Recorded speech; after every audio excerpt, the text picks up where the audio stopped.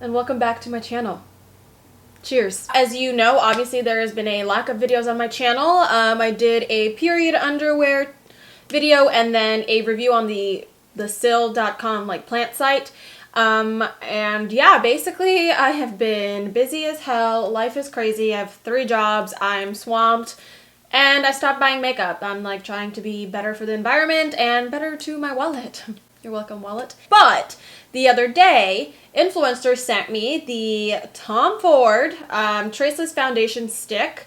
I have it in the shade 2.7 Vellum. So I wanted to jump on here, obviously, to show you what it looks like, how it works on the skin, and then give you my full review. I've been wearing it for the past like week on and off, just because I don't wear makeup every day.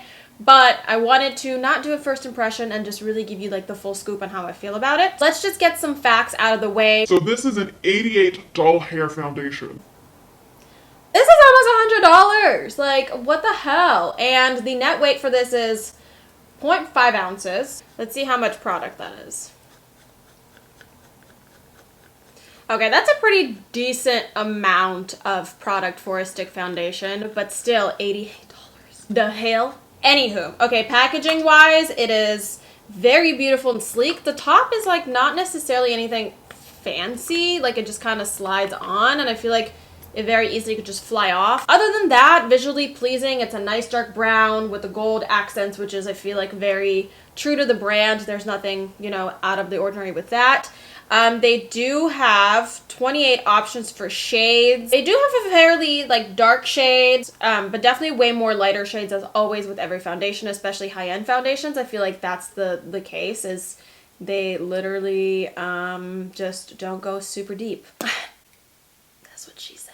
Okay, anywho, so this is a full coverage natural finish foundation. 5 stars from everyone who's left a review, and I am on beautylish.com. Just about the foundation, it says this is rich in hydrants. This foundation stick's unique cream formula creates a flawless and smooth finish, portable and precise, like every foundation would be. It achieves versatility of sheer, medium, or full coverage, always beautifully natural and undetectable. Or when used with a concealer, it swiftly diminishes imperfections. Okay, great. I will be doing the same thing as I always do with any kind of foundation routine. I will be priming, doing the foundation, concealer, a little bit of powder, contouring, and then setting it all with some setting spray. I'm just gonna apply like 1 pump of the primer and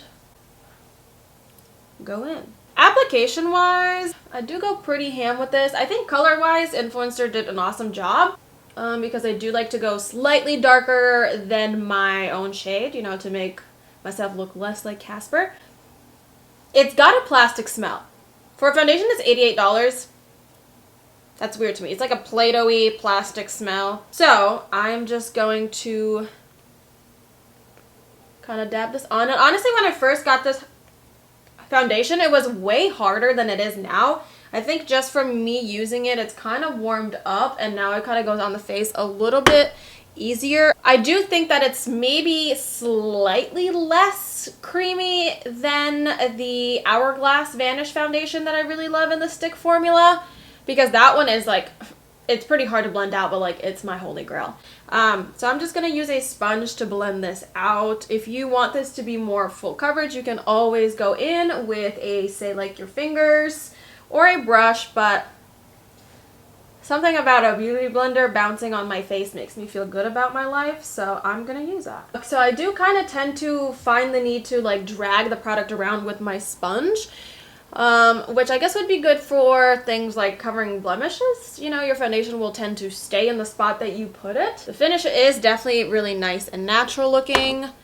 It's not dewy, it's not matte, and I feel like the first layer does definitely go on kind of medium, and I do find the need to build it up in certain spots where I do want more coverage, but that's fine. I would rather have it be medium and allow me to build it up instead of just going straight on with cake face, you know? It looks like my skin, but just better. I love stick foundations. Like, stick foundations, it's where it's at. I think it's awesome to travel with, and I tend to be out of the country a lot, so you never really have to fear that it's going to open up and spill everywhere. You really never have to fear having to put it in like a checked bag, because with some liquid foundations, I'm like, are they gonna take this away from me? This is expensive. Like, I can't have that happening, you know? And obviously I could go in more ham, but I really don't want to, because I am going to be applying some concealer, and I really don't like my face to look super unnatural. When I do my foundation, I want it to kind of like look super even, but not look like I have a shit ton of makeup caked on. So I'm just gonna apply some of my Shape Tape. This is not a hickey. This is just me being bad at self-tanner. Ain't nobody giving me hickeys, you know? Honestly, holding a mirror and blending is so weird because this mirror just like shakes and you're like, I can't see anything. This is useless. See, I really enjoy the way that this looks. I will be using a tiny bit of the Cover FX Matte Setting Powder, and just to set like my under eyes, and to slightly kind of dust it all over the place. I don't feel the need to set it a whole bunch because it is a cream stick foundation. Those tend to kind of already be more so on the drier side, which is nice because that's why they look so much more natural than a wet foundation that you then just go and set. What I also really like about stick foundations is that I have these creases, and stick foundations tend to not settle into those lines. They are obviously a little bit more of a like thicker formula, so they kind of sit on your face a little bit better. So what I am going to do is I'm going to take a big fluffy brush like this and go into my Marc Jacobs bronzer, and I'm going to just warm up the face. And I'm doing this step on camera is because I kind of do want to show you how beautifully this kind of just blends on the face. I mean, having a Marc Jacobs powder helps, but I like the combination of things that just so effortlessly go on so that you're not getting ready for like 45 minutes, you know? Like, I've got 30 minutes on most days to do my makeup and get the hell out of my door because, you know, I procrastinate and I lay in bed for long periods of time. I'm gonna use the same brush to kind of wipe away any of that powder that I would have had. And I'm going to also contour a little bit. So I'm using the NARS Ita brush and some contour stuff that I'm trying to use up that I'm trying not to advertise. So, you know, you probably know what the contour palette is. For highlight, I'm going to go in with the classic Champagne Pop. Oh yeah, I wanted to contour my nose a little bit. I'm going to take this first powder that we went in with.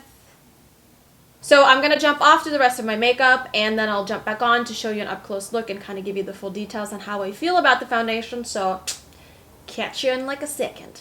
Can we look at how weird that is? Because literally a whole layer of this foundation just came off and is in the cap. So that's fun. So while I'm up close and personal, I'm going to show you what this foundation looks like up close. It looks fucking bomb.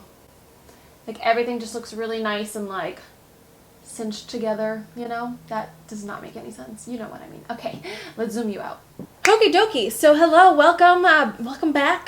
This is the completed look right here. I finished it with a little bit of setting spray, so everything is nice and together and layered and flattened out and just looks like my skin. So let's go into a very quick recap when it comes to pros and cons. So cons: price, shade range, the smell. So the pros: the way that it looks, the way that it holds up, the like finish of it just looks super, super natural. It doesn't go into your fine lines. It kind of sits very nicely on the face and looks very nice and natural. And it's just a good foundation. Like, I really, really like it, and I like the packaging, and I like how it wears, and I like that I can travel with it, and obviously the pros outweigh the cons. But would I personally buy an $88 foundation? Absolutely not. And I don't care how good it is. There are foundations that are just as good that are cheaper. So I can't find myself saying like, hey, go buy this. This is the best damn shit ever. Because yeah, it's amazing and I really, really like it. But I can't bring myself to recommend an $88 foundation because not everyone just has money come out of their ass. You know what I mean? So Tom Ford is a great company and this foundation is great, and I will absolutely use the last drop of it. But I I can't bring myself to, unless you have a ton of money and unless you've been really eyeing the crap out of it or you really love Tom Ford products, then I can't 100% be like, go get it. You know, if you do have those 3 check marks, then go buy it because it's phenomenal and you will love it and it will not disappoint you. So that is all that I have to say. Thank you so much for watching, and I will see you in the next one, and I have no idea when that's going to be. So catch you later, alligator. Bye.